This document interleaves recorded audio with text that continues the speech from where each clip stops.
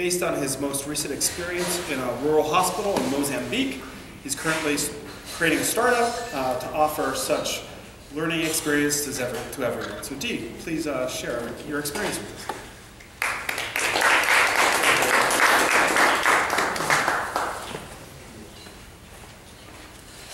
Hi. So, yes, the title of my talk has nothing to do with your favorite movie. Confessions of a Medical Engineer. First one. After law, confessions sounds great. So when I joined Drexel in 2010, I had these three things in mind. Get a research assistantship somewhere, get a co-op, and graduate. And it's not, I won't keep it as a surprise, I did all of those things. I got a research assistantship at University of Pennsylvania. I was interested in medical imaging systems. I love that you can see inside the body, so I just love that. So I got working in the radiology lab. But this was my first experience in working in a formal lab, and I had no idea what I was doing. So I went to my professor and said, it's been a month and I've not been working on anything, I'm just reading papers, that's it, whatever you call it, you know, the research. But I'm not getting what to do, give me some work to do. He pointed out with straight face on his desk, and this is what it was. If you know what you're doing, that's not research. I said, Einstein. And I felt great that day because I had no idea what I was doing. So this was my recent experience, and then I was simultaneously working on Wharton business plan competition.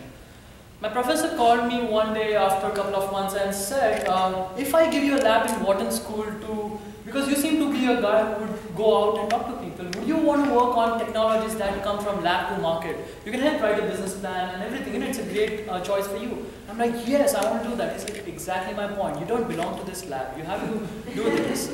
And then he said something. He said, this lab isn't doing justice to you, and likewise. And that was, when I walked out of the lab, I realized that's the best line one can use to fire someone from a job. Yes, I was fired from my lab. So that was the only research experience I had in my entire life. And if you're expecting me to talk about contrast agents like gold nanoparticles and their effect on pre-screening mammography images, I'm sorry, I don't have a lot of research, that kind of thing to talk about. Anyways, I got a co-op which was great, and then I graduated. Everything went exactly according to the plan, but I realized the maximum amount of satisfaction and happiness I got was not out of doing those things which I had planned, but something which I never even thought of. My parents took their first international trip to come to America for my graduation, and that was the best thing that happened to me, and I didn't even think about it when I went to grad school. So this was my first phase of the journey. The second one, after I graduated last year from Drexel, was these three things. Get a job, change the world, go on a Euro trip. So, can you just speak up a little bit? Okay. So get a job, change the world, and go on a Euro trip. Again, I did all of those things, and I didn't do any of those things. You will see why. I took up a job after 8 hours in New Jersey. I told the company the same thing that my professor told me. I don't think I'm doing justice to your company. Please let me go. So I came to Drexel and I quit my job and I started working on Drexel's international program, which sends students to Africa and around the world to make a difference. And here I was in Hospital Rural de Shikuki. Oh, so sorry. But I hope you can hear me still, right? So I was here in a rural hospital, and to give you a perspective of where I suddenly came, where I was at this point in my life, was that Mozambique is a non-English speaking country, and United Nations ranked the countries according to Human Development Index, and they have ranked around 168 or 170 countries. And Mozambique is 167th on that scale. And I was right there in that country. I had no idea what I was doing, but I was happy that yes, I'm going to change the world, so this is a good place to do that. So here I was in a non-English speaking country. I was there to change the world, to help them and fix their medical equipments. They had a lot of medical equipments, but they wanted me to fix it so that they can start using it. But I realized all of these medical equipments were perfectly fine. There was no work to be done, but nobody was using it. So the problem was something else. And my grad school and everything that I've learned in my entire life fall flat on my face, because I knew about FDA, I knew about clinical trials, I knew about design and everything, but it didn't work. Nobody's using this medical equipment. And as a biomedical engineer, I'm like, what do I need to do here? So I had to unlearn all of those things. And I started, and I realized these guys need to be trained to use this equipment because they work fine. So here I am, the first day, wearing the same shirt actually, the first day using a blackboard and a chalk to talk about the PQRST waves in ECG so that they can use the patient monitors that they have been donated by Germany and America since 5 years. They have no idea how to use it. It's almost worth $80,000 and it's just lying in the hospital. So I started with 3 people. They had no, because I was speaking in English, there was a translator turning it into Portuguese. He couldn't translate my jokes, so it didn't work very well. But then I started learning Portuguese. Como estás? Anyone knows anything? Okay, we can talk later. So I had my first 6 students, 2 doctors and 3 nurse students. They were wondering what the hell is he talking about, just like this same look that you're having right now on your faces. So this was my first experience teaching them about ECG, heart waves and everything. I really felt amazing and empowered that I can use my biomedical engineering in this way.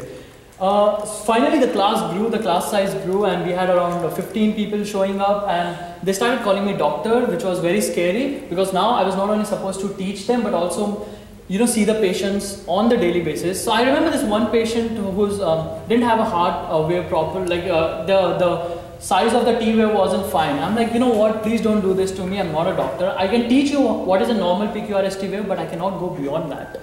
So I didn't do that, obviously, it's not ethical. So this was the main thing, and why my title of the talk is Confessions of a Medical Engineer is for the fact this work was published in a New York based magazine called Makeshift, and this is the article, and you can go online and check about this and read about the exact work I did here.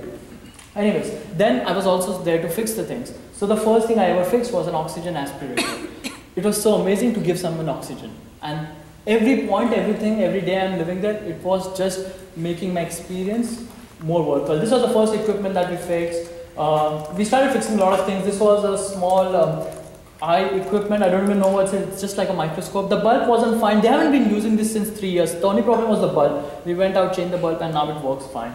There's a Doppler fetus monitor so that they can listen to the baby's heartbeat inside mother's womb, and it wasn't working since months, and we fixed up that, just 3 wires, a simple transducer, and right there is engineering coming right in front of my eyes, and I'm doing exactly what I thought I was supposed to do when I quit my lab. So this was an oxygen system for the entire hospital. It was broke down since 2 years. The company said it's going to cost $15,000 to fix this up. So we opened it up. Anyways, it's not working. You can't destroy it anymore, any further. So we opened this thing and we realized the rings, O-rings in this have been rusted. We went to an car shop. We bought these rings for $15 US and fixed the whole system. The whole oxygen now has oxygen system, and I hope it's still working.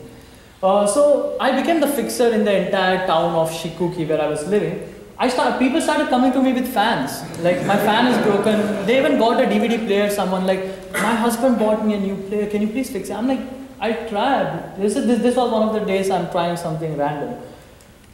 We visited a lot of rural hospitals because every hospital has similar problems. The hospital has amazing buildings. They have a lot of medical equipment, but no idea of how to use this. So we went there to these hospitals, did a training program, how to use patient monitors, how to diagnose, not exactly diagnose, but how to read an ECG wave and stuff like that. I was sitting in my hospital. I lived there for 5 months, but at the end of 5th month, I saw this blackboard right there. And I saw a lot of people waiting there outside emergency rooms for hours and hours. And when you see something empty of this big, you want to do something with it. Especially, that's what I keep doing. And I see something, I need to fill this up. And these people are sitting there doing nothing for hours. So we decided to write something on that blackboard. Every day we started writing fact of the day about healthcare, about that drink more water to stay hydrated, 80% of the body is made up of water and stuff like that. And people started reading it, and now they're talking about it amongst themselves. Is this really true? Like, 80% of my body is water? Like, am I going to melt or something? Some weird things, you know. But it was very funny, and this really brought the community together in the hospital. You get to go to the beaches, which is awesome. This is a real picture taken by me. Yes, and while I was there, I was working in the healthcare system, but I realized that the community isn't coming together, and there's so much that can be done here. So we organized the first TEDx conference in the entire country of Mozambique using banana leaves and coconut shells. And we had, this was the takeaway for all our participants, small pencils and everything. We had zero budget for running this event. And the same event has been run in Drexel this year with the help of Drexel GSA, and our budget is $15,000 to $20,000 US. So you can imagine doing it for $0. It was great. This was our attendees. We had 60, 70 people showing up. No idea what is TED, what is TEDx, don't even speak English. So very good. They got inspired. We had 3 stories of Mozambicans. And it was so amazing. TED interviewed me, And all our work is now on official TED's website. And you can read about this, about how we really brought about this change in the community. And I was being asked every time, are you going to do this again? Before I was leaving for Africa, before I left Africa and came back to US. And I'm like, you know, we can do something, but I don't know, I'm leaving. And there were so many problems because TED in California with Gates Foundation sent us a box to Mozambique which got lost in the way. It had microphones and video cameras and power, disk writer and everything. But everything was lost, but we still did it anyways. So finally, you know, this is the final confession I have to make. Don't plan too much because I took up a job, I quit a job. I wanted to change the world, but when I went there, I cheated. I didn't change the world, I changed myself every day. I had to learn Portuguese. I had to unlearn my biomedical engineering and become a part of the community, just like another technician, and, you know, work on fans and DVD players. And so yeah, changed myself. And Euro trip didn't happen that, but I went on an Afri trip, if there is something like that. And giving talks, that's what I've decided to do in the next 1 year. And as I came back from Africa, I realized, you know, this was a great experience, and I got to convert this experience into creating something that can give this value to everyone, not just university students, not just engineers, but anyone who's interested in such a learning experience for themselves and make an impact around the world. So I'm now working on my startup company called Y Center, non-formal learning, and that's pretty much what my talk is about. Thank you.